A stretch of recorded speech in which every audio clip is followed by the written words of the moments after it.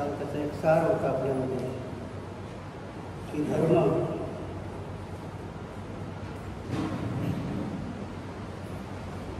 कल्पनेत का होईना पण सृष्टीचा आरंभ कसा झाला याच्याविषयी चर्चा असते की याच्याविषयी सिद्धांत आहे. पण धम्मामध्ये आरंभ किंवा शेवट याला कुठलीही मान्यता नाही. तर धम्म हा प्रज्ञा, शील आणि करुणा याच्यावरती आधारित आहे.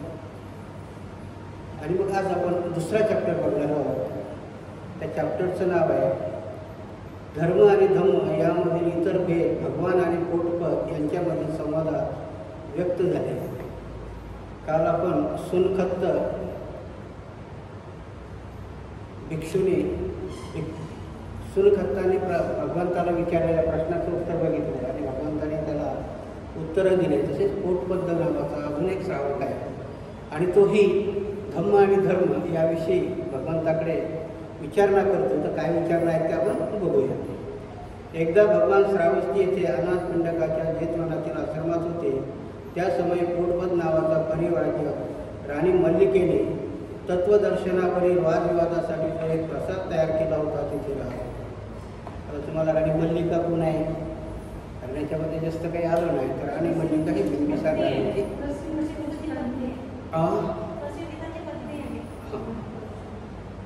तर काय होतं की त्या मल्लिकेने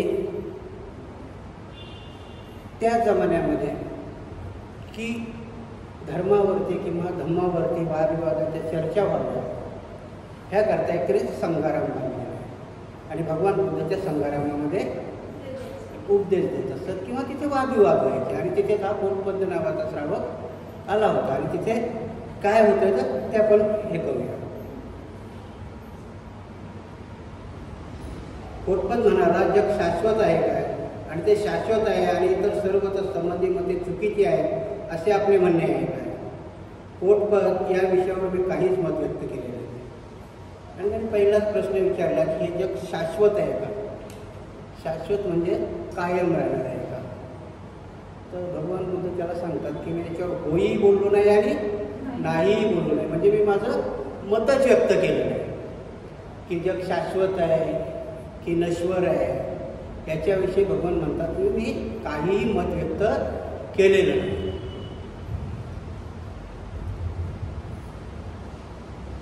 यानंतर पोटपदाने भगवंताला खालील प्रश्न विचारले.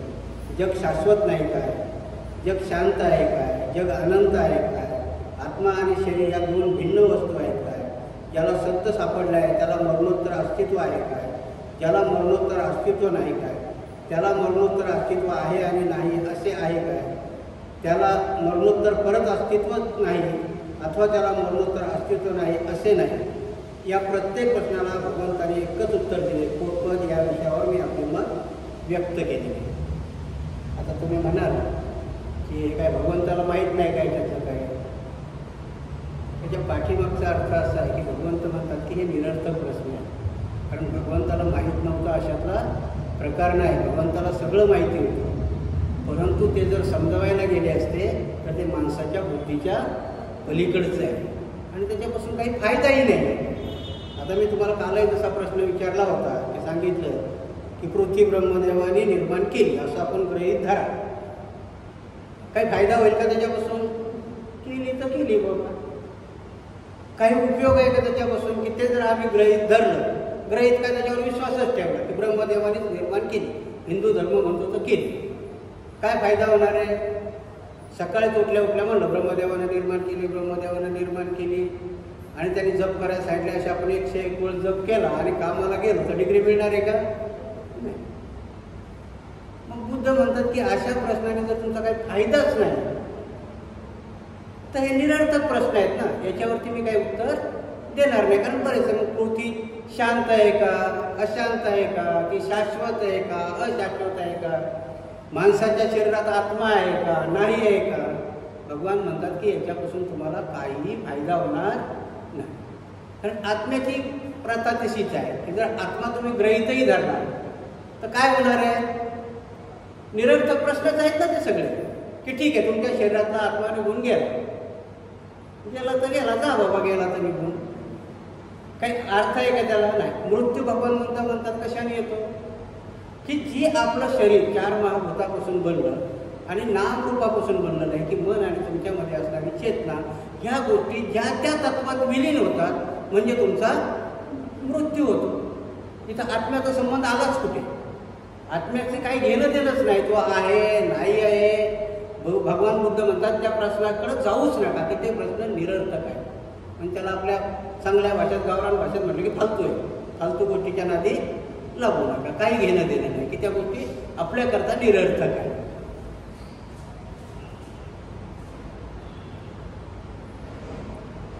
या विषयावर भगवंतांनी का मत व्यक्त केले नाही? कारण या प्रश्नाच्या उत्तरापासून काहीही लाभ नाही. त्याचा धम्माशी संबंध आहे. ते सदाचारणाच्या कोणत्याही घटकाला उपकारक नाही. त्यापासून अनासक्ती, रागद्वेष मुक्ती, शांती, शमन, तत्वज्ञान, अष्टांग मार्गाचा उच्चतर अवस्थेचे ज्ञान किंवा निर्वाण साधत नाही.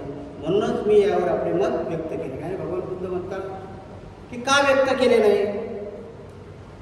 तर ह्या सगळ्या गोष्टी जरी मी तुम्हाला सांगितल्या तर अशांत मन शांत होणार आहे का? नाही.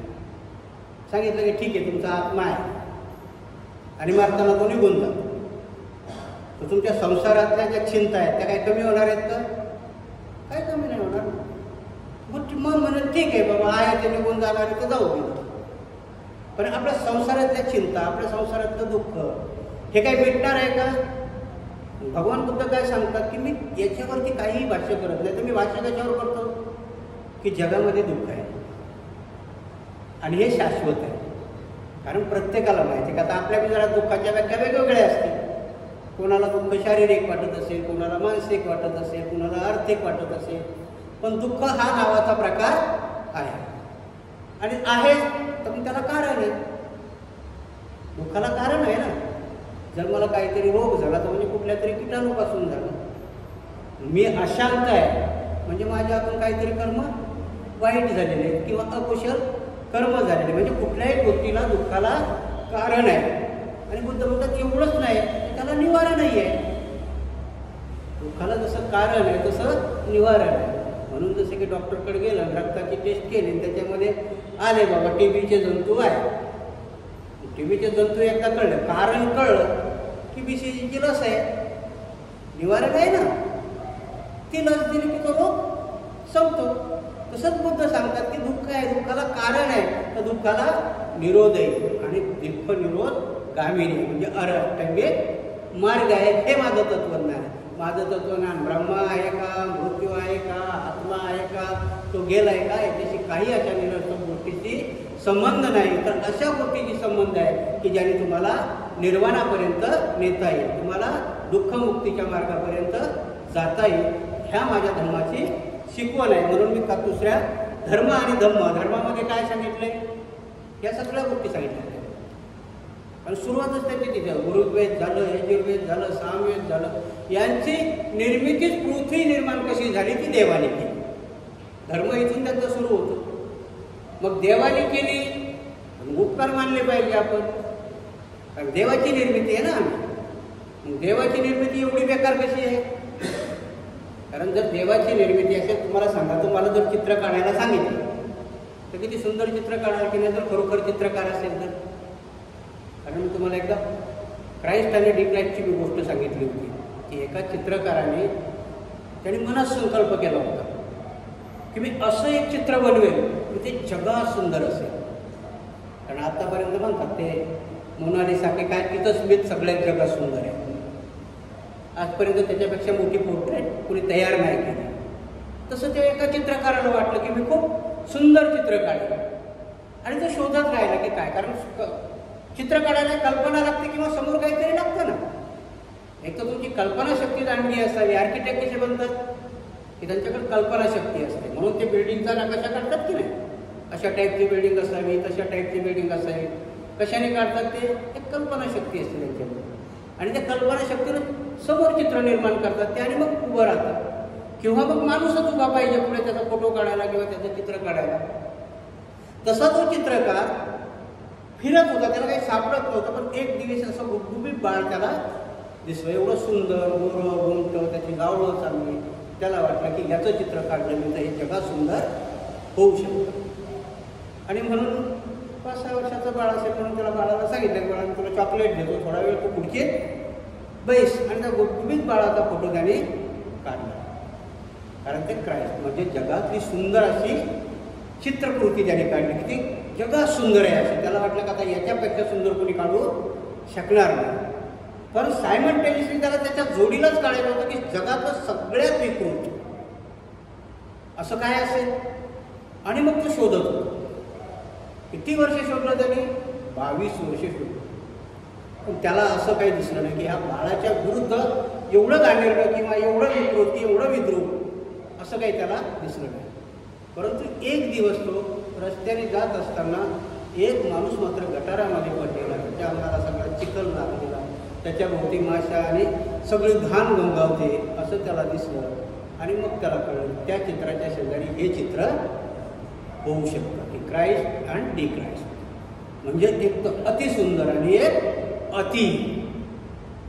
आणि मग त्या माणसाला त्याने हलवलं, म्हटलं बाबा उठ जरा खुर्चीवर बस, मला तुझं चित्र काढायचं आहे. मी तुला दारू पिऊनच पाडलंच ना, एक क्वार्टर अजून देतो.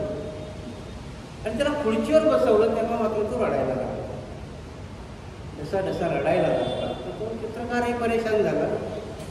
काय झालं तर म्हणे तुम्ही जे जगातलं सर्वात सुंदर चित्र काढलं होतं त्या 6 वर्षाच्या मुलाचं तोंडीचं, 21 वर्षानंतर म्हणजे आपल्यात असणारं सांगूलपण कधी त्या डिक्राइस्टकडे जाईल ते सांगताही येत नाही. म्हणून धर्म काय? डिक्राइस्ट आहे. जेव्हा तुम्ही धम्माच्या वाटेवरून चालत असताना जर विकृती आली म्हणून मात्र तो धर्म आहे. त्या धर्माच्या विकृतीपर्यंत तुम्ही गेलं नाही पाहिजे. आणि म्हणून बुद्धाने धर्म नाही सांगितला तर धम्म सांगितला.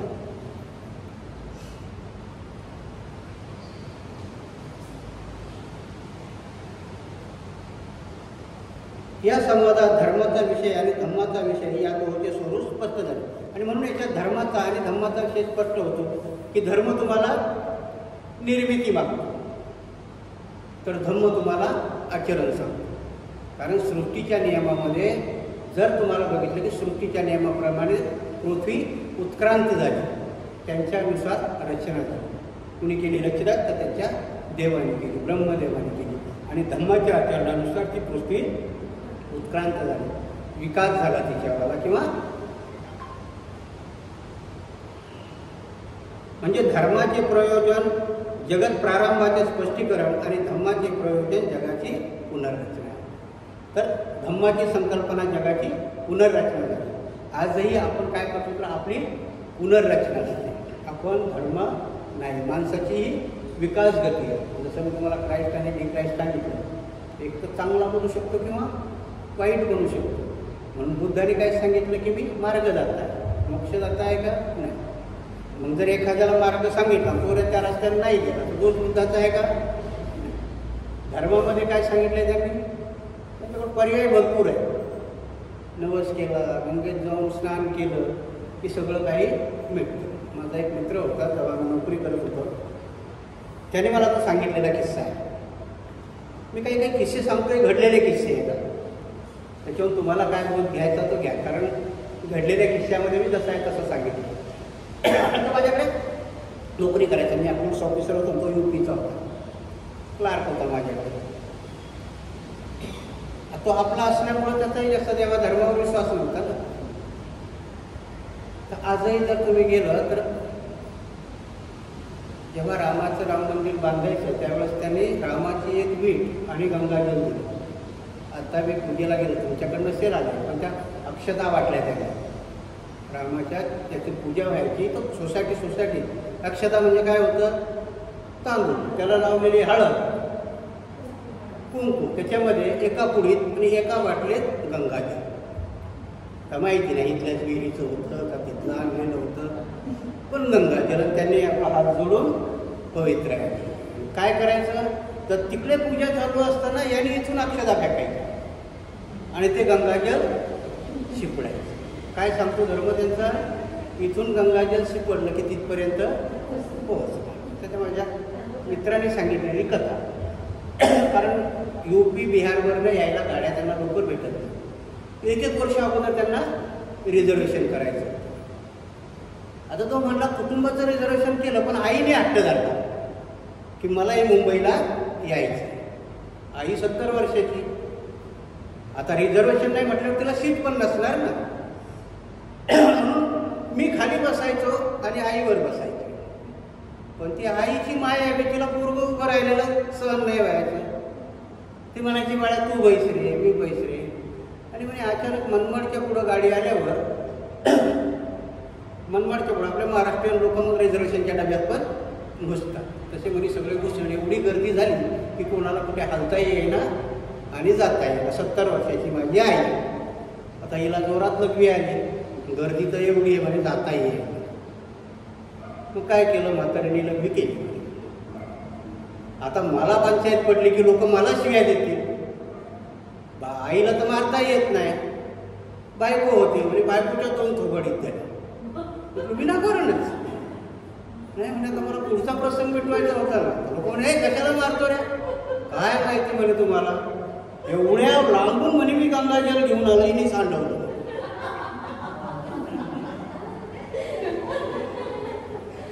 आता लोकांनी काय करावं म्हणे, जो तो हात लावायचा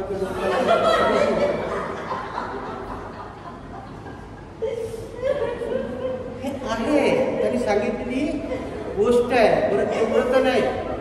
कारण त्याच वेळेस गंगा स्वच्छ करण्याचं एक मंत्रालय स्थापन केलं होतं आणि उमा भारती नावाची त्या मंत्रालयाची मिनिस्टर होती. जर तुम्हाला आठवत असेल तर त्यावेळेस त्याच्यात जाऊन बघा. मग कधी कधी कोणी त्या हात आला तर ते लगेच होती, वाचता येणार होतं. म्हणतात मूर्खबाई मिनिस्टर बनवली तरी तिने गंगा स्वच्छ केली नाही. याला धर्म म्हणतात. आणि धम्म शहनिशा करायची. आणि म्हणून की धर्म आणि धम्म याच्यामध्ये जर आपल्याला फरक करायचा असेल किंवा जर व्याख्या करायची असेल तर धम्म हा तुम्हाला अस्तित्व शिकवतो, धर्म तुम्हाला अंधश्रद्धा शिकवतो. आणि ह्या प्रकारच्या अंधश्रद्धा धर्मामध्ये घातल्या जातात. म्हणून बुद्धांनी सांगितलं की माझा हा धर्म नाही, हा धम्म आहे. तुम्ही वाटाने गेले पाहिजे. ज्या रस्त्याने गेला, तुम्ही जर अनितीच्या रस्त्याने गेलात तर मग मात्र तुम्ही मोक्षापर्यंत किंवा निर्वाणापर्यंत पोहोचणार नाही. आणि म्हणून बाबासाहेब याच्यामध्ये लिहितात की धम्म आणि धर्म ह्या 2 संकल्पना खूप वेगवेगळ्या आहेत. कधी कधी आपली लोक म्हणतात ना काय फरक आहे, धर्म म्हटलं काय आणि धम्म म्हटलं काय. तर नाही, याच्यामध्ये खूप जमीन आसमानचा फरक आहे. तो प्रश्न संपला. आता आपण दुसऱ्या धड्याला घेऊ. इथे आहे नीती आणि धर्म. आता नीती कशाला म्हणायचं, आपण बोलता बोलता म्हणतो ना की बाबा नीतिमत्ता चांगली असावी, तुमच्या मनात चांगले संस्कार असावे, त्याला नीती. तर नीती चांगली असू शकते, नीती वाईटही असू शकते. तर मग नीती आणि धर्म याच्यात फरक काय, तर बाबासाहेब इथे लिहितात की नीती आणि धर्मामध्ये नीतीचं काय स्थान आहे आणि धम्मामध्ये नीतीचं काय स्थान आहे. नीतीचे धर्मस्थान कोणते, वस्तुतः धर्मात नीतीला स्थान नाही. धर्माचे विषय म्हणजे देव, आत्मा, प्रार्थना, पूजा, कर्मकांड, विधी, समारंभ आणि यज्ञ. एका माणसाचा दुसऱ्या माणसाशी संबंध येतो तेव्हा नीतीला प्राप्त होतो. शांती आणि सुव्यवस्था राखण्यासाठी धर्मात नीतीचा समावेश होतो. धर्म हा एक त्रिकोण आहे. आपल्या शेजाऱ्याशी चांगुलपणे वागा, कारण तुम्ही दोघेही परमेश्वराची लेकरे आहेत. ही धर्माची विचारसरणी आहे. प्रत्येक धर्म नीती शिकवतो, परंतु नीती ही काही प्रत्येक धर्माचे मूळ नाही. ती त्याला जोडलेला एक डब्बा आहे. वेळ पडेल त्याप्रमाणे तो त्याला जोडतात किंवा त्यापासून सोडवता येते. धर्माच्या या व्यवहारात नीतीचे कार्य हे आकस्मिक किंवा प्रासंगिक आहे. म्हणून नीती ही धर्मात प्रभावशाली ठरते. आणि मग बाबासाहेब इथं लिहितात की धर्मात नीतीला स्थान आहे का, कारण जर नीतीला स्थान असतं तर कौरव पांडवाचं युद्ध झालं नसतं. कारण त्या श्रीकृष्णाने एवढ्या कोलांटुड्या मारलेल्या आहेत की विचारूच नाही. आणि त्याला ते धर्म म्हणतात. बरं, वेदात मी काय सांगितलं की जेव्हा कुठला माणूस यज्ञ करतो तर कशा करता यज्ञ करायचा, इंद्रदेवाला कशा करता प्रसन्न करत होते की बाबा पाऊस पाड, यज्ञ व्हायचा. मग त्या यज्ञात पाऊस पाडतो तो माझ्याच शेतात पाड, दुसऱ्याच्या शेतात पाडून. याला चांगली नीती म्हणाल का तुम्ही. आणि यज्ञामध्ये ह्या सगळ्या प्रार्थना, इंद्रदेवाला प्रसन्न करायचं, ब्रह्मदेवाला प्रसन्न करायचं, आणि काय मागायचं की ते मला दे म्हणजे दुसऱ्याला देऊ. जसे मी तुम्हाला तसं धम्मामध्ये आहे का? नाही. धम्माच्या नीतीमध्ये जे तुला भेटणार आहे होऊ शकतं त्याच्यापेक्षा जास्त ते दुसऱ्याला भेटेल, कारण ही धर्माची नीती आहे आणि याच्या पलीकडे तुम्ही जाऊ शकत नाही. तसं धर्मामध्ये आहे का? नाही. धर्माच्या नीतीला ब्रह्मदेवाने तथास्तु म्हटलं की लगेच जा.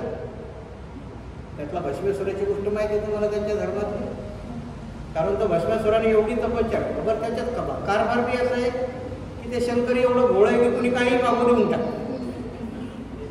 काही शहा निशाण आहे, काय बघायचं नाही, चौकशी नाही, काय नाही, मागितलं की देऊन टाक. असं त्यांनी तपश्चर्या केली. काय काय पाहिजे म्हणे मी ज्याच्या डोक्यावर हात ठेवून तो जळून बसलो झाला. हा बोला तथा आता तसं म्हटल्यावर आला ना त्याच्याकडे. आता मग कुठल्याही माणसाला, आता याच्यात अर्थ घ्या तुम्हाला, की कुठल्याही माणसाला अमर्याद जर अधिकार भेटले तर त्याचा भस्मासूर कसा होतो हे आपण BJPचं सरकारमध्ये बघितलं की नाही. अमर्याद सत्ता आली, 400 लोक तुम्ही जर निवडून दिले की मग मात्र मुसलमानाच्याही हत्या म्हणजे डोक्यावरच हात ठेवून आहे की नाही. धर्म इथून शिकला जातो की आम्ही कोणाच्याही हातात जर अमर्याद सत्ता दिली, भस्मेश्वराच्या हातात त्याने अमर्याद सत्ताच दिली होती ना, म्हणजे धर्म तेच मागतो ना.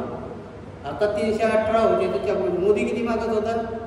400च्या पुढे. कशा करता? लोकांच्या डोक्यावर हात ठेवायचे होते ना. मुसलमानाचे ठेवून जाल, ते नंबर तुमचा होता पण थोडंसं थांबला.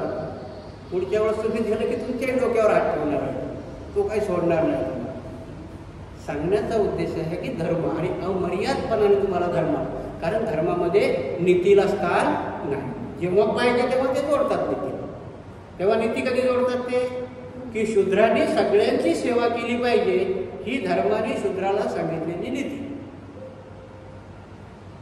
कधी त्यांच्या उपयोगाची ते. म्हणून बाबासाहेब इथे काय लिहितात की धर्मामध्ये नीतीला तेवढं स्थान नाहीये.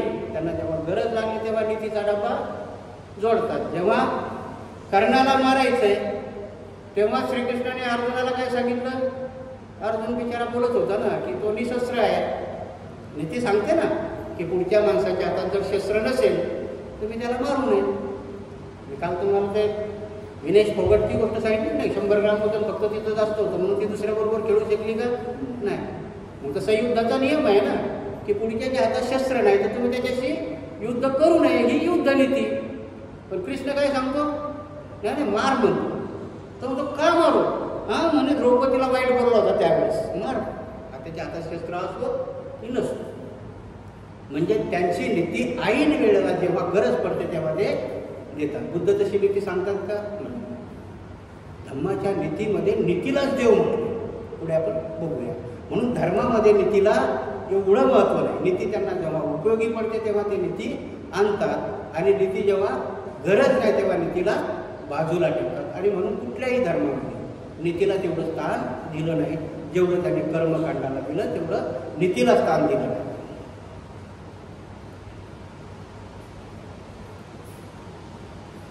धर्माच्या या व्यवहारात नीतीचे कार्य आकस्मिक किंवा प्रासंगिक आहे. म्हणून नीती ही धर्मात प्रभावशाली ठरत नाही. आणि म्हणून कुठल्याही धर्मामध्ये गेला तर नीती ही प्रभावशाली ठरत नाही.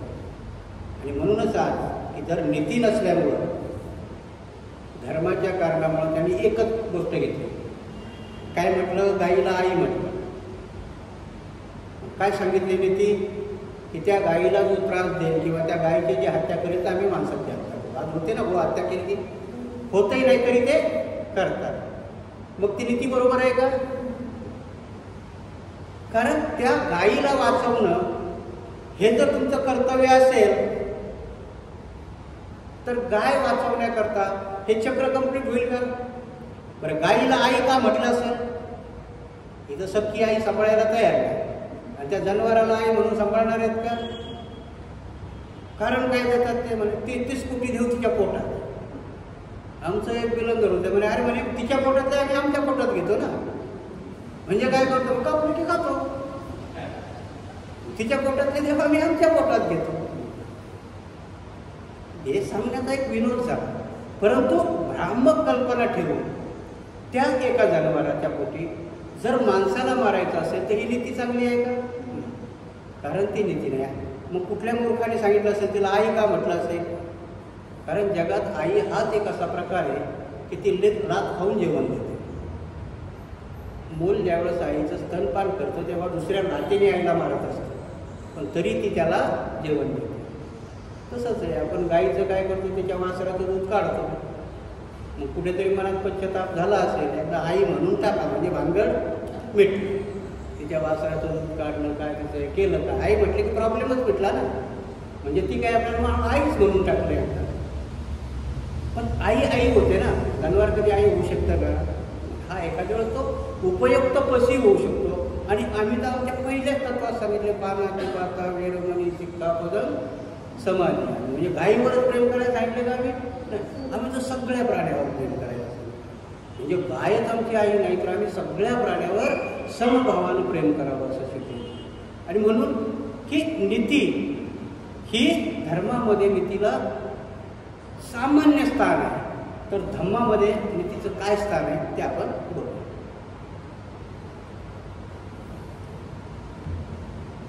धम्मात नीतीचे स्थान कोणते? याचे साधे उत्तर म्हणजे नीती म्हणजे धम्म आणि धम्म म्हणजे नीती. दुसऱ्या शब्दात बोलायचे म्हणजे धम्मात जरी देवाला स्थान नाही तरी त्याचे स्थान नीतीने पटकावले आहे. धम्मात प्रार्थना, तीर्थयात्रा, कर्मकांड, विधी अथवा यज्ञ यांना स्थान नाही. नीती हे धम्माचे सार आहे, त्याशिवाय धम्म आहे. आणि म्हणून धम्मात तुम्हाला कुठलाही यज्ञ, कर्मकांड किंवा तीर्थयात्रा सांगितल्यात नाही. आता कधी कधी आपण यात्रेचं स्वरूप आणलं काही गोष्टीला, अजूनही नाही आणलं मला, कारण आपण 2 ठिकाणी जातो. एक 6 डिसेंबरला मुंबईला जातो आणि 14 ऑक्टोबरला नागपूरला. कशा करता जातो आपण तिथे? दोन्ही ठिकाणी प्रेरणा घेतात. आता यांच्या यात्रा भरतात त्या कशा करता असतात? कधी नवस असतो तर कधी काय असतं. तिथे कुठेही प्रेरणा आहे का? तिथे कुठेही नीती वापरल्या जाते का? बकरू कापून जर तुम्हाला काहीतरी चांगलं भलं होत असेल, ही नीती आहे का? 6 डिसेंबरला आम्ही जातो काय घ्यायला जातो? प्रेरणा घ्यायला जातो किंवा श्रद्धांजली व्हायला जातो की आम्हाला ती आठवण राहिली. कारण काशीराम म्हणतात की कधी हम भूल ना जाए. कारण आपण कधी कधी आपल्या महापुरुषाला विसरून जाऊ आणि जे जे कोणी आपला इतिहास किंवा महापुरुषाला विसरतं ते इतिहास घडवू शकत नाही. आणि म्हणून आपल्याला, कारण आपल्या पिढ्याला ते सांगत नाही. परंपरा नाही म्हणणार, कारण परंपरेची एक गोष्ट वेगळी आहे. परंपरा कशा आल्या? मग त्याने केलं म्हणून पुढच्याने करायचं. ती परंपरा चांगली असो काही वाईट असो. परंपरा कधी कधी या खूप वाईट असतात. जर तुम्ही म्हटलं तर सतीची परंपरा चांगली होती का? कारण माणूस मेला तर त्या माणसाच्या चितेवरती त्या बाईला टाकायचं आणि आग लावून द्यायची. हे कुठल्याही परंपरेत बसणार होतं का? वरती परंपरा घालवली, पण त्यावेळेस कसं त्या बाईच्या मनात नसायचं. पण तिच्या किंकाळ्या ऐकू येऊ नये म्हणून बाजूला ढोल नगारे ताशे वाजवायचे आणि त्या किंकाळ्या त्याच्यात त्या विरून द्यायच्या. म्हणजे कुणाच्याही मनात नसताना जबरदस्तीची केलेली ती एक हत्या असायची. ते नीतीत बसतं का? परंपरा आपल्याला ठेवतात का? ते म्हणतात काही काही चांगल्या परंपरा. अरे कसल्या चांगल्या आणि कसल्या वाईट? परंपरा ह्या टिकवायच्या नसतात. असतील परंपरा तर सांगत जायच्या. आपण चांगल्या असतील त्या वाढत जातील, नसतील तर लोटतात. अशी जगा परंपरेची गोष्ट सांगतो. सासरे बुवा मेले तर मग 13व्याच्या दिवशी काहीतरी जेवायला बनवायचं ना.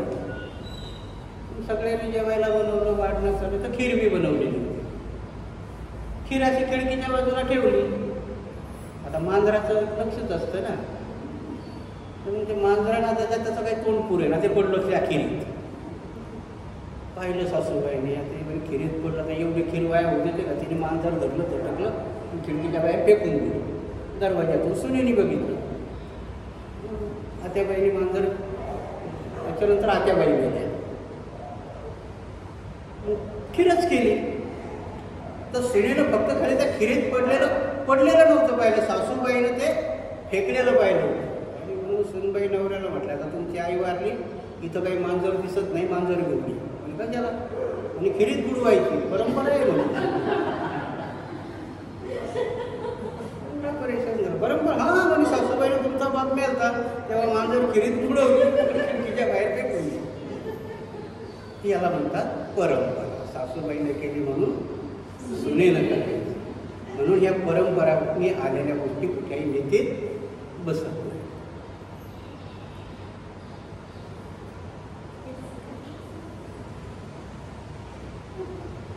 धम्मात माणसाने माणसावर प्रेम केले पाहिजे, यातून नीतीचा उगम होतो. त्यासाठी देवाच्या आज्ञेची आवश्यकता नाही. देवाला संतुष्ट करण्यासाठी काही माणसाने नीतिमान व्हायचे, नाहीतर स्वहितासाठीच माणसाने माणसावर प्रेम केले पाहिजे. आणि इथं भगवान बुद्ध आणि बाबासाहेब म्हणतात की नीती ही दोन माणसाच्या प्रती असते. एकमेकावर आपण प्रेम केलं पाहिजे, एकमेकाचं हित जोडलं पाहिजे. असं जर आपण करत असू तर त्याला नीती म्हणतात. आणि धम्मामध्ये ह्या नीतीला देवाचं स्थान आहे, कारण धम्म देवाला मान्यता देत नाही, परंतु नीतीला देतो. कारण तुम्ही जर नीतिमान असाल तर तुम्ही देवाच्या सारखे आहात. म्हणून धम्मामध्ये नीतीला देवाचं स्थान दिलेलं आहे. केवळ नीती पुरेशी नाही, ती पवित्र आणि सर्वव्यापक असली पाहिजे. बाबासाहेब इथं लिहितात की नुसती नीती असून भागणार आहे का? कारण नीती कृष्णाने सांगितली होती ना. शब्द कृष्ण नीती म्हणून शब्द येतोय, माहिती आहे तुम्हाला. कृष्ण कृत्य म्हणतात, कृष्ण नीती म्हणतात. कृष्ण म्हणजे त्याचा शब्दशः अर्थ काळा आहे. कृष्ण या शब्दाचा अर्थ काय? काळा. कृष्ण कृत्य म्हणजे काळं कृत्य, कृष्ण नीती म्हणजे काळी नीती. तर ती नीती पवित्र असली पाहिजे. मी जसं तुम्हाला उदाहरण दिलं की आम्ही 6 डिसेंबरला चैत्यभूमीला जातो. कारण काय आहे ते आमच्याकरता पवित्र स्थळ आहे ना. दीक्षाभूमी काय आहे आमच्याकरता? पवित्र स्थळ आहे. तसंच आमच्या मनातली नीती ही किती पवित्र असली पाहिजे, कारण तिच्यामध्ये कुठलीही काळीमा असता कामा. कारण नीती दोन प्रकारची असू शकते, अनीती आणि नीती. नीतीच्या विरुद्ध गेलं तर अनीती आहे ना. आणि म्हणून नीती असून भागत नाही, तर ती पवित्र असली पाहिजे. त्या नीतीला पवित्रतेची जोड असली पाहिजे. वस्तू पवित्र केव्हा ठरते? ती का पवित्र ठरते?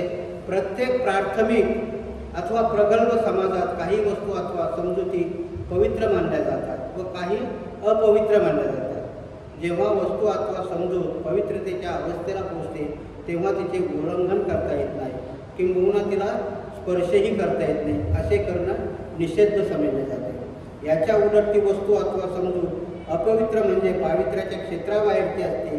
तिचे उल्लंघन केले तरी चालते. म्हणणे अशा अपवित्र वस्तू अथवा समजुती यांच्या विरुद्ध वागताना मनात भय अथवा विवेक बुद्धीची टोचणी होत नाही. आणि मग कधी कधी धर्म काय सांगतो तुम्हाला की हे पवित्र आहे आणि हे अपवित्र आहे. तुम्ही अपवित्र असल्यामुळे तुम्हाला देवाला स्पर्शही करू दिला नाही. मग ती नीती कशी होती? अशुद्ध नीती होती ना, पवित्र नीती होती का? पण त्यांच्या दृष्टीनं त्यांचा देव पवित्र आहे आणि तुम्ही अपवित्र आहात, म्हणून तुमचा स्पर्श त्याला होता कामा नये. म्हणजे पावित्र्याचा एवढा अवडंबर कधी कधी केलं जातं की त्या नीतीला स्पर्शही करू देत नाही, त्या वस्तूला स्पर्शही केला जात नाही. तर बाबासाहेब लिहितात की नीती पवित्र असावी. वस्तू पवित्र असावी का? तुमच्या नीतीत पवित्रता असावी, तुमची नीतिमत्ता पवित्र असावी. कारण धर्मामुळे काही गोष्टीला एवढं पावित्र्य ते आणून ठेवतात की तुम्हाला स्पर्श करायलाही परमिशन देत नाही.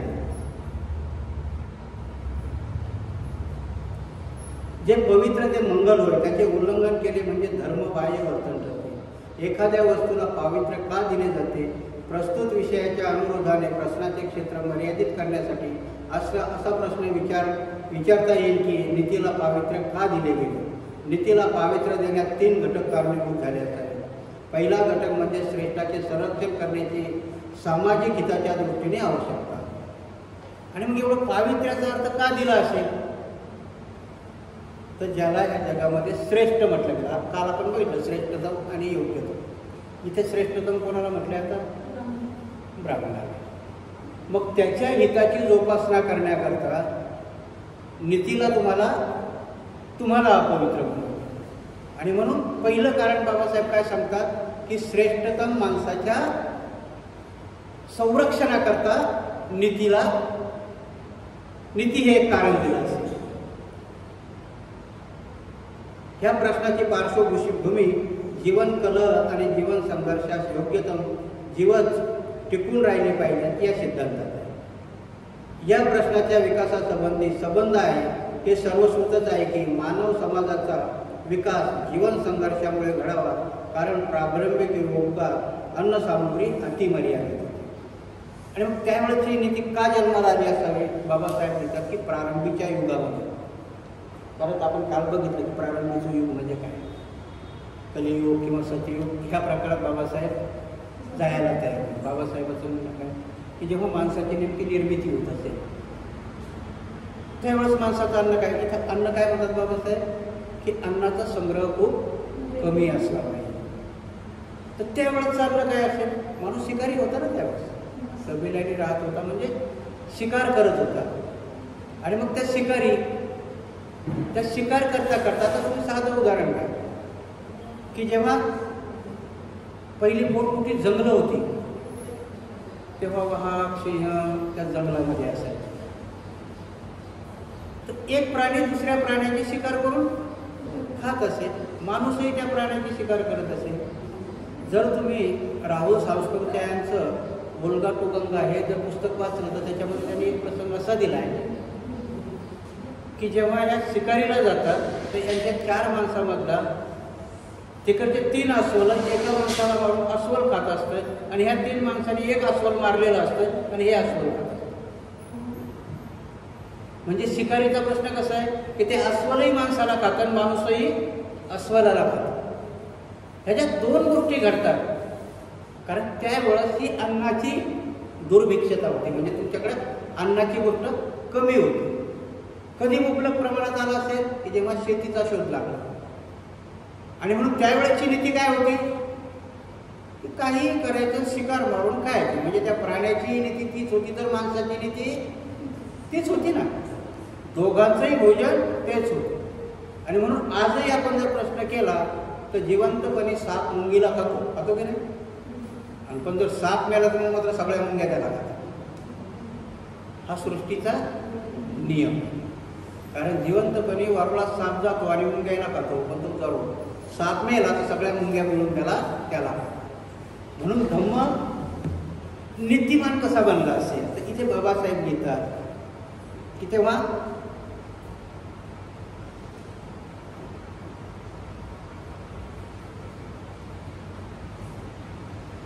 अन्नसामुग्री अतिमर्यादित होती. हा संघर्ष अत्यंत भयानक स्वरूपाचा होता. निसर्गाचे दात आणि नखे रक्तरंजित आहेत असे म्हणतात. आणि म्हणून आपण जर आपल्या पूर्व याच्यात गेलो तर तो इतिहास रक्तरंजितच आहे. कारण प्राणी काय, मनुष्य प्राणीही सगळे शिकारीवरतीच अवलंबून होते, एकमेकाला खाऊनच एकमेकांना जगत होते. म्हणजे त्यावेळेची नीती वेगळी नीती होती ना. परंतु जेव्हा माणसामध्ये विकास झाला असेल की जेव्हा शोध लागले असते की तुमच्याकडे अन्न सामुग्री साठवण्याचे पर्याय, कारण त्यावेळेचं अन्न साठवता येत होतं का नाही, कारण मांस साठवलं ते साठणार ना. म्हणून ते जेव्हा शिकार करायचं तेव्हाच खायचं. दोघांचाही पर्याय तोच होता. आजही प्राण्याला अन्न संग्रह करता येतो का? शाकाहारी प्राणी आहेत काही काय, बकरी शाकाहारी आहे, ती काय झाडपाला संग्रहित करू शकते का? कारण नीतिमत्तेनुसार तिच्याकडे ती विवेकशील बुद्धी नाही. तिच्याकडे विवेकशील बुद्धी असते तर तिने राहिलीच नसते ना, ती जंगलात गेली असती. तुम्हाला जंगलात भरपूर पाला आहे, मी काय तुमच्याजवळ राहणार नाही. म्हणून तिच्याकडची विवेक शक्ती नसल्यामुळे ती आहे. मांसाहारी प्राणी त्यांनाही काही संग्रह करून ठेवता येत नाही. आणि म्हणून त्यावेळेस अन्नाचा संग्रह न करता आल्यामुळं नीती दोन्ही बाजूनी सारख्या होत्या. परंतु नीतीचा विकास कधी झाला आणि धम्मामध्ये नीतीला स्थान कसं आलं असेल? या भयानक रक्तरंजित संघर्षात योग्यतम तेच टिकाव धरू शकतात, ही समाजाची अगदी प्रारंभीची स्थिती होती. आणि मग त्यावेळेस त्या नीतीचा अर्थ काय होता? जो श्रेष्ठ आहे, जो ताकदवान आहे, तो टिकून राहील. म्हणजे त्यावेळेची म्हण काय होती? बळी तो कान. ज्याच्या अंगात ताकद आहे तो शिकार करेल. वाघाची शिकार करायची तर तेवढी ताकद त्याच्या अंगात असायला हवी, नाही तर दोघायला नीती सारखीच आहे. हा शिकार करायला गेला त्याची की वाघच त्याची शिकार करत असेल. म्हणून नीतीला मग त्यावेळेचं तत्व काय असेल, त्यावेळेची नीती काय असेल की ठीक आहे बाबा तू ताकदवान आहे म्हणून तो मोठा आहे, तो श्रेष्ठतम आहे. तत्कालीन सामाजिक स्थितीने त्याचे उत्तर होकारते दिले. त्यावेळेस ती स्थिती होती, तर त्यांनी त्या होकारार्थी उत्तर दिलं असेल ना, ठीक आहे बाबा, ज्याच्या अंगात ताकद येतो स्वीकार करेल. याच उत्तरात नीतीचा उगम आणि आवश्यकता समावलेली. आणि मग इथून पुढे नीतीचा जन्म होतो, चांगल्या नीतीचा आणि वाईट नीतीचा. की जेव्हा समाज हे करायला लागला असेल, जेव्हा अन्नाचा शोध लागला असेल, तेव्हा सगळे बसले असते, तर मग एखादा माणूस खूप पहिलवान आहे आणि एखादा कमकुवत आहे, तर ह्या सगळ्या पहिलवानांनी समजलं असेल की मी याचं संरक्षण केलं पाहिजे, म्हणजे त्या नीतीला चांगली नीती. तेव्हा नीतीचा उगम झाला असेल. कुठल्याही गोष्टीचा उगम व्हायला कारण घडलं पाहिजे ना. बाबासाहेब काय लिहितात की अगोदर की जेव्हा रक्तरंजित होतं, की सगळेच जण शिकार करून खात होते, तर त्यावेळेची नीती दोन्ही बाजूनी सारखी होती. वाघही माणसाला खात होता ना, माणूसही वाघाला खात होता, म्हणजे एकमेकाला दोघांच्या नीती सारख्या होत्या. पण नीतीचा उगम किंवा नीतीचा जन्म कधी झाला असेल की जेव्हा समूह निर्माण झाले असेल, जेव्हा समाज निर्माण झाला असेल, आणि मग त्या समाजामध्ये एक बलाढ्य असेल आणि एक कमकुवत असेल, मग त्या कमकुवताचं संरक्षण बलाढ्यानं करावं. इथे नीतीचा उगम, इथे नीती तुमची जन्म घेते, म्हणजे पवित्र नीती तुमची इथे जन्म घेते. प्रारंभी हे निर्बंध योग्यतम सर्वात अधिक शक्तिमान माणसांना लागू केल्यामुळे ते पवित्र मानण्याची आवश्यकता होती. यापासून होणारे परिणाम फार गंभीर स्वरूपाचे आहेत. पण सुरुवातीला जर समज तुम्ही विचार केला असेल की शक्तिमान माणूसच सर्व काही करू शकतो. जर तुम्ही इतिहास, आता मी काही एवढा इतिहासाचा गाळा आहे नाही, पण जेव्हा आपण पूर्व इतिहासात जातो त्यावेळेस राज्य लोकांनी एकमेकावर आक्रमण करूनच राज्य हस्तगत केलेलं आहे ना. म्हणजे त्यावेळेच्या नीतिनियमानुसार काय होतं की जो राजा शक्तिमान आहे तो सगळ्यावर राज्य करेल. म्हणजे त्याच्याकडे सैन्य जास्त असेल किंवा तो शक्तिमान असेल, हे त्यावेळेच्या नीतीत बसणारं होतं ना. की ज्या राजाने दुसऱ्या राजावर आक्रमण करून सत्ता, म्हणजे काय होत होतं नेमकं त्यावेळेस, राजे लढाया करत होते. राजा हारला तर त्याच्या अखत्यारीत येणारी प्रजा याची गुलाम होत होती किंवा याला कर देत होती. आणि म्हणून बाबासाहेब बघा, त्यावेळेस जेव्हा घटना लिहिणं चालू होतं ना, तेव्हा महात्मा गांधी बोलले होते की खेड्यांना जास्त महत्त्व आहे. बाबासाहेब बोलले होते नाही, खेड्याला महत्त्व देऊन चालणार नाही. ते डिबेटला तुम्ही वाचले तर खूप स्पेसिफिक उत्तर दिलेलं आहे बाबासाहेबांनी. बाबासाहेबांच्या मनात काय होतं की माझ्या समाजावर अन्याय कुठे होतोय, खेड्यात होतोय. कारण तिथला पाटील, तिथला पटवारी, तिथला कुलकर्णी हा माझ्या समाजाला दाखतोय. आणि तुम्ही जर खेडं अजून विकसित करायचं म्हटलं तर सिद्धांत काय सांगतोय की श्रीमंत होतो ना, गरीब होतो. म्हणून बाबासाहेबांच्या मनात काय होतं की जर तिथे मी जोर दिला तर माझ्या समाजाचं हे अजून वाटोळं करते. आणि म्हणून बाबासाहेबांनी काय संदेश दिला होता आपल्याला की शहराकडे या. महात्मा गांधींनी काय सांगितलं होतं, खेड्याकडे या. बाबासाहेब म्हणे शहराकडे या. आणि बाबासाहेबांनी घटनेमध्ये पंचायत राज चांगलंच नव्हतं, ते राजीव गांधींनी आणलं. आता तुमच्या जे ग्रामपंचायत, सरपंच, सरपंचाच्या इलेक्शन होतात ना, बाबासाहेबांनी ते घटनेत घातलंच नव्हतं. एक कलम लिहून सोडून दिलं. कारण बाबासाहेबाला माहीत होतं की हे बदमाशी करतील आमच्या तिथपर्यंत. ते राजीव गांधीने नंतर आलं. का होईल तशी बदमाशी की खेड्यामध्ये जर समजा बाबासाहेबांच्या मनात होतं माझ्या समाजावर अन्याय होतो, परंतु मात्र त्यांनी घटना समितीमध्ये युक्तिवाद खूप भयानक केले. बुद्धिचातुर्य कशाला म्हणतात, कारण लोकांनी विचारलं की का नाही म्हणता तुम्ही खेड्यामध्ये विकास. बाबासाहेबाला वाटलं होतं की मी जर हा माझा छोटासा प्रश्न टाकेल तर हे सगळे विरोध करतील. बाबासाहेबांनी त्यावेळेस खेड्याचं उत्तर दिलं की खेड्यामध्ये आजही इमानदारी शिल्लक नाही, तेव्हाही नव्हती. त्यांनी विचारली कशी, तर म्हणे मोगल आले, इथल्या राजाला जिंकलं. राजाला जिंकलं की खेडे ऑटोमॅटिकच गुलाम व्हायचे ना. कुठल्या तरी खेड्याने आजपर्यंत बगावत केलेली इतिहासात मला दाखवा. तुम्ही खूप मोठं म्हणता ना, आक्रमणं केली. म्हणून खेड्यामध्ये कधीही बगावत झाली नाही. आणि म्हणून खेड्याला मजबूत केलं. आणि आजही जर आपल्यावर कुठला संकट आलं तर खेडे उठून उभे राहणार नाही. म्हणून विकासाची गंगा तिथपर्यंत नाही, आपण त्याला केंद्रीभूत करू नका. कारण खेड्यामध्ये म्हणजे शिवाजी महाराजांना त्यावेळेस काय होतं की जर मोगलांनी लढाई केली तर किल्ले जिंकायचे ना तेवढेच.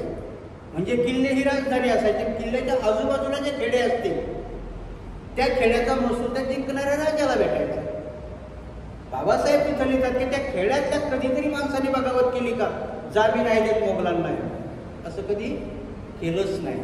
आणि म्हणून खेड्यामध्ये कधी तुम्हाला काय म्हणतात त्याला, आता काय गद्दारी निबंधारी का काय म्हणतात ना, ते तुम्हाला कधी खेड्यात सापडणार नाही. आणि म्हणून खेड्यामध्ये जुलमाचं राज्य असतं. कारण तिथला पटवारी, तिथला कुलकर्णी काय करायचा, राजा हरला की पटवारी कुलकर्णी या राजाकडे यायचं. बाबा मला काही घेणं नाही, वरचा राजा बदलला, तुला काय पाहिजे, तुला फक्त खंडणीच घेऊन द्यायची ना. आणि मग बाबासाहेबांनी त्या युक्तिवादामध्ये सांगितलं होतं की आत्ताही पाटील आणि पटवारी तेच कामं करतील. म्हणून तुम्हाला जर खेड्याचा विकास करायचा असेल तर पहिली त्याच्यामध्ये राष्ट्रभावना जागवता आली पाहिजे. खेड्यामधून ज्या दिवशी राष्ट्रभावना जागवता येईल, राष्ट्राच्या प्रती प्रेम करता येईल. पण बाबासाहेबांचा खरा उद्देश होता की माझ्या समाजावरती इथे अन्याय होईल. परंतु त्याने तो युक्तिवाद ह्या प्रकाराने केला होता. म्हणून नीती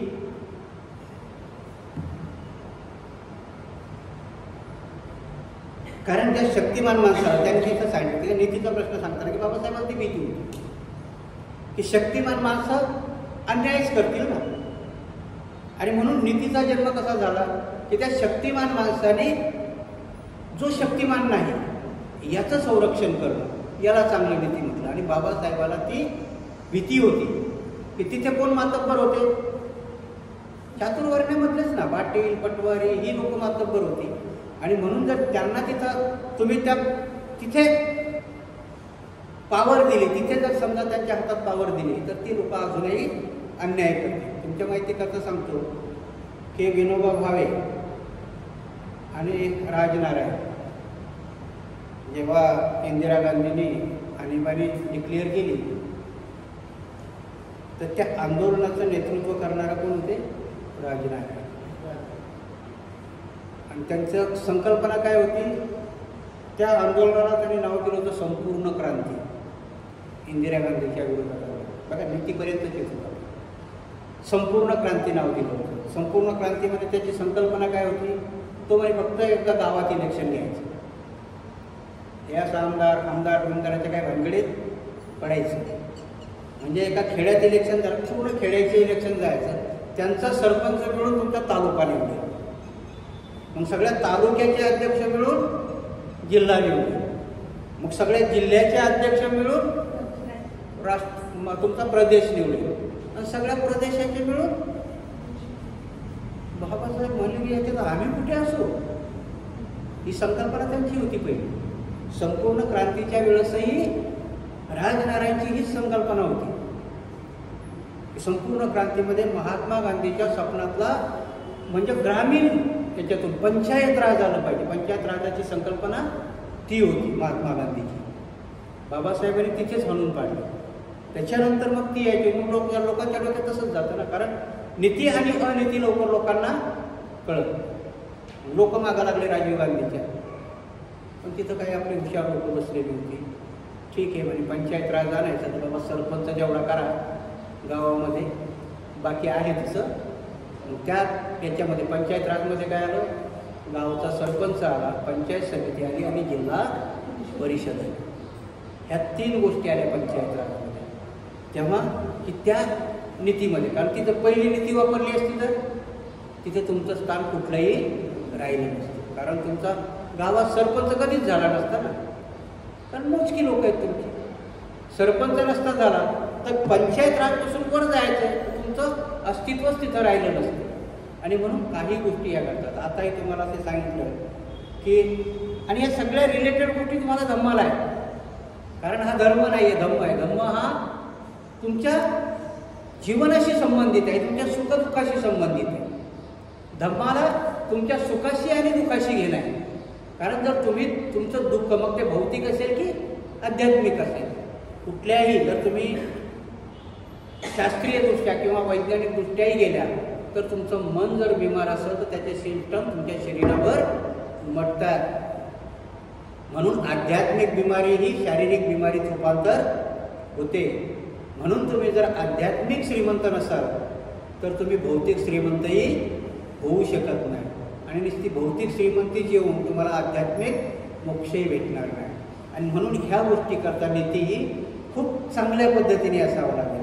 आणि म्हणून ह्या नीतिमत्तेला किंवा नीतीला जर जागर द्यायचं असेल तर इथे धर्म येईल आणि धम्माच्या याने चालले तरच तुमच्या सुख आणि दुःखाचं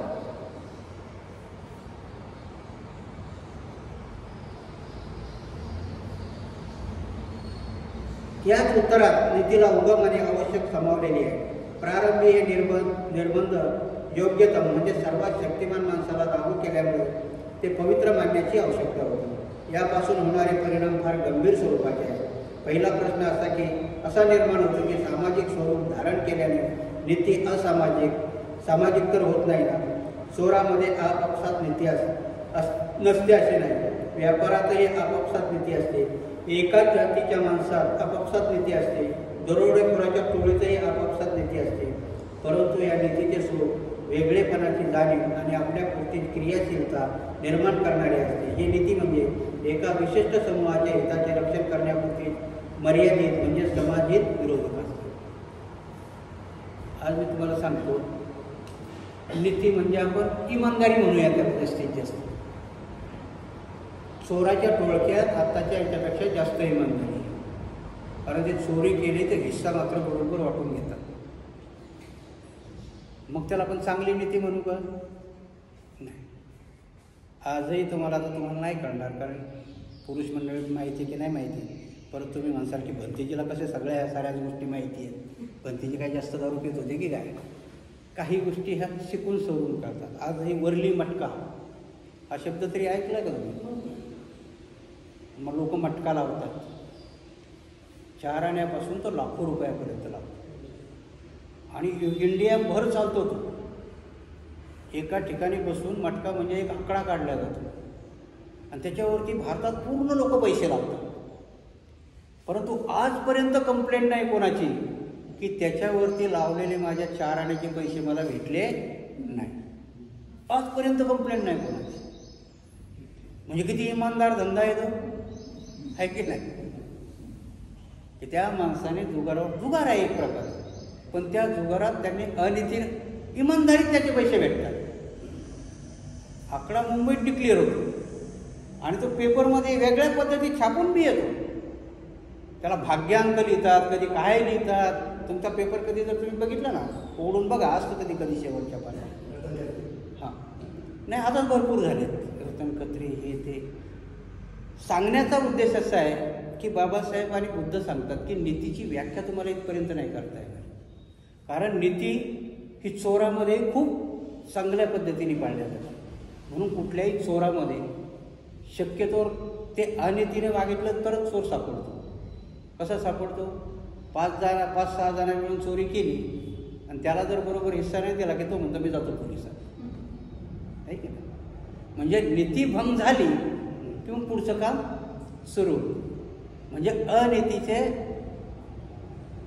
जर प्रवेशद्वार कुठला असेल तर माफीचा साक्षीदार. आहे की नाही? कारण कुठेच न सापडणारा पोलिसाला माणूस कोण सापडून देतो? जो चोरामध्ये सामील असतो. म्हणजे नीती,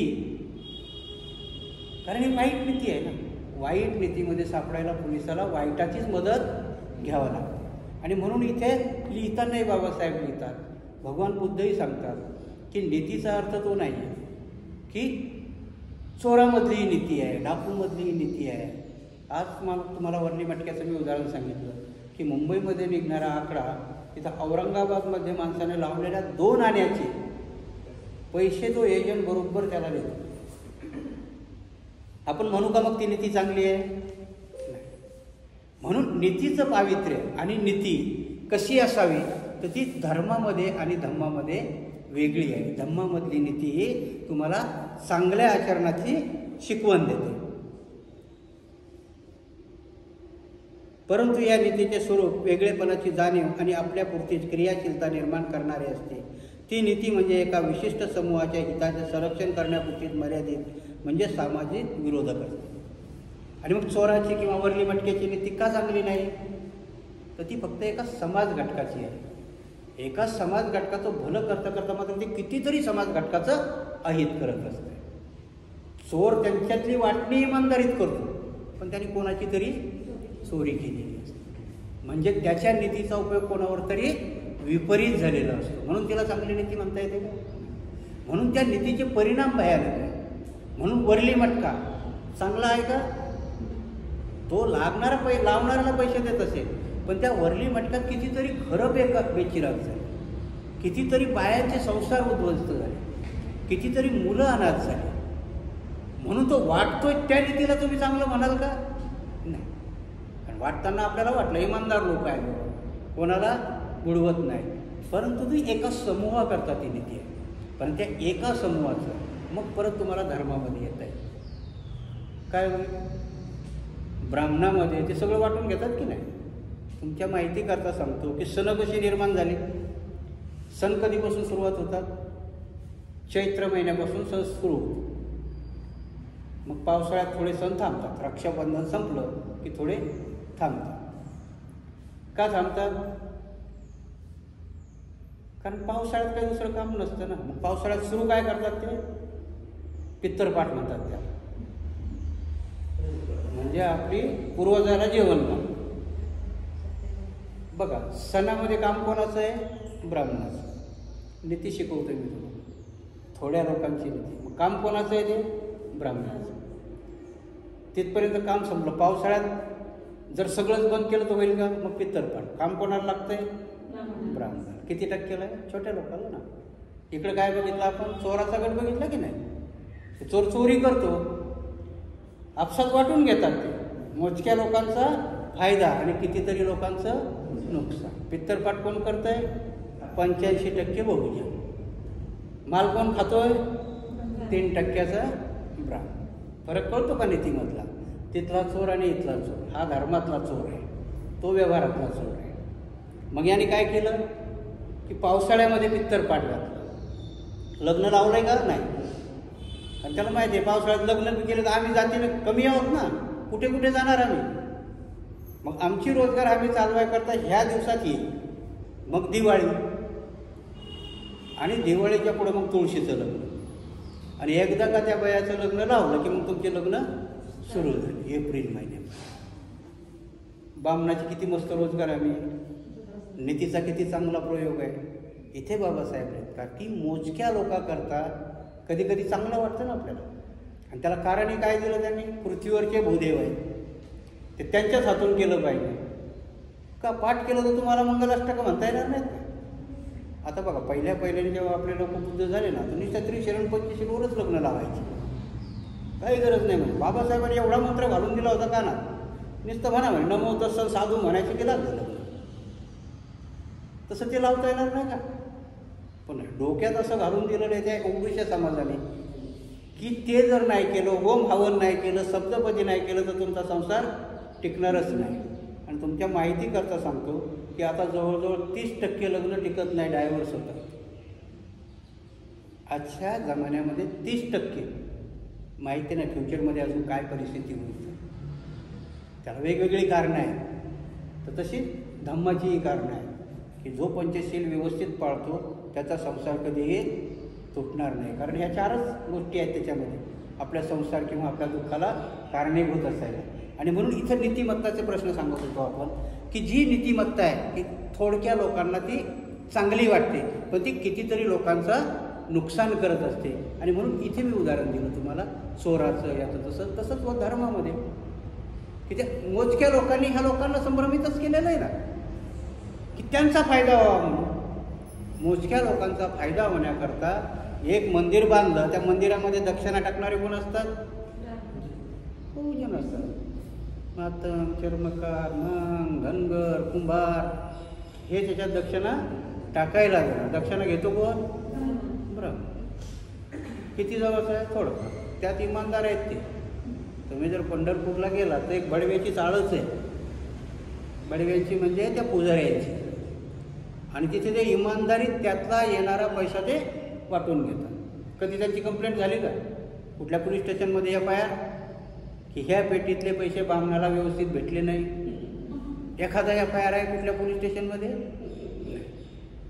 मग तुम्ही काय म्हणाल, किती नीती चांगली आहे राव, वाटून खातात ना. अरे पण ते किती लोकांना वाटून खातात, म्हणून त्या नीतीला चांगली नीती म्हणता येईल का? नाही. म्हणून अशा नीतीला चांगली नीती म्हणता येणार नाही. म्हणून नीतीचा उगम कसा आहे की जो कमकुवत आहे आणि त्याला संरक्षण देणं, इथे नीतीचा जन्म होतो. या प्रकारच्या नीतीला वेगळीपणाची जाणीव आणि आपल्यापुरतीच क्रियाशीलता ही तिचे समाजविरोधक अगदी उघडे करतात. जेव्हा जेव्हा एखादा विशिष्ट समूह आपला स्वार्थ राखण्यासाठी नीती पाळतो, तेव्हा ह्या नीतीचे समाजविरोध रूप स्पष्ट होते. म्हणून जसं आता मी तुम्हाला सांगितलं की एखादा समाज, की जसा ब्राह्मण समाज आहे, तिथं तुम्हाला भीतीही दाखवतो, सगळ्या गोष्टी दाखवतो की हे केलं पाहिजे, तर ह्या नीतीचे भयानक परिणाम याच्यामध्ये होतात की धर्माची नीती जी सांगितली जाते, पण धम्माच्या नीतीचे परिणाम मात्र चांगलेच होतात. इथे हे प्रकरण आपण संपवू, बाकीचं उद्या.